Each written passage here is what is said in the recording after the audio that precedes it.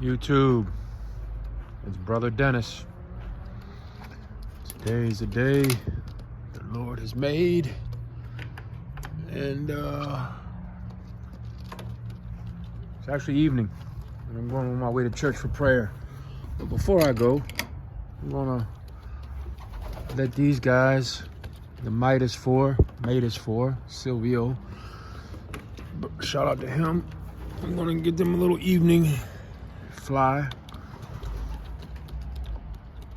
Let them fly a little bit. There we go. And what I do is they'll fly. I don't know if you can see it, the sun is right there, but they're on the roof. They normally hang around because they wait for me to feed them. They don't go far, so I'll come in here. This is my this is what I do. I drop the trap, bam, trap is down. I got my supplies in the corner. This is their bowl. You see it's empty. It's hard to do with one hand.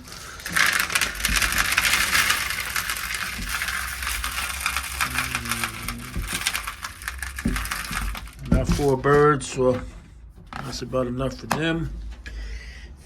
Then I'll come in here, and I got my breeding pairs. See, this is what I want to see. See how he's up there? He's a little bit more advanced than the other one. I think he's like a day and a half older, but they're litter mates or nest mates. So they'll be going, now that I see him up there, tomorrow, these two will go into the young bird side. I won't let them out yet. They will not fly for maybe another 2 weeks or so, but they'll start settling. They'll get out, and what I do is I put a little bit of food in here, and they're the only 2 birds out on the floor, so I know they're the ones eating it because it's gone. You seen it was gone. They don't eat the corn yet because I don't think they don't like the corn. And this food that I got, I normally get the racing mix, but somehow Chewy didn't have it, and they sent me something with a bunch of corn in it. But it's Versalaga, but it has a lot of corn in it. But I'm gonna be getting chickens soon, so I'm gonna save that corn for the chickens. Now I noticed my other birds on the other side. Like, let's say I fed them tonight, they'll eat all the seed and everything out of there and leave the corn. But then tomorrow, when they're hungry, they'll eat that corn. So, and then I'll come look over here in these feeders, and I'll say, okay, they need food. I noticed the ones that are feeding babies, obviously they eat a lot more. So then what I'll do is I'll try to catch this. I'll just dump it in there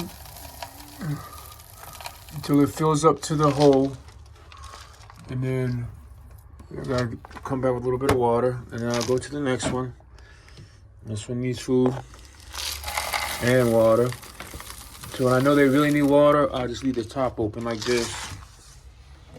And this one needs a little bit of water, so I'll put food in this one. These feeders make it really easy to take care of these birds. But I do let them out, let them get some loft flying in. And these guys, now here, I just banned these babies today. There's babies in here. I banned them today. So I got 5 boxes.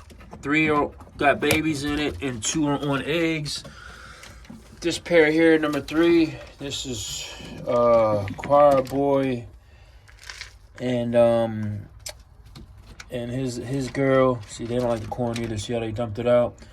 They lost one of their eggs. One of their eggs wasn't fertile, so they're on 1 egg. This is like remember, she's the one who got her first eggs busted. Then her second round wasn't fertile. Now it looks like the 3rd round has got 1 egg that's fertile. So I actually counted it earlier. There is development in it, but I don't know. It should hatch Mr. 500. They're sitting on eggs in there. This guy, I noticed when you have, this is Tough Guy, I noticed when you have a lot of, when the pigeons get about that size, they're constantly running out of water. I put an extra nest bowl in there. I am going to change the nest pad to a new one, just in case they decide to lay eggs. And normally I don't scrape the boxes when the babies are young, but now that the babies are this side, I'll scrape this box out probably tomorrow. I scrape them out when they have eggs, and I scrape them out when the babies are like 2 weeks old. But during that period of that eggs hatching and the period of like between the day like day 1 and like day 14, I won't scrape the boxes out. So she's going to work already eating. I get some water for that box, and I won't scrape or nothing like that, because I don't want the parents to take care of their kids.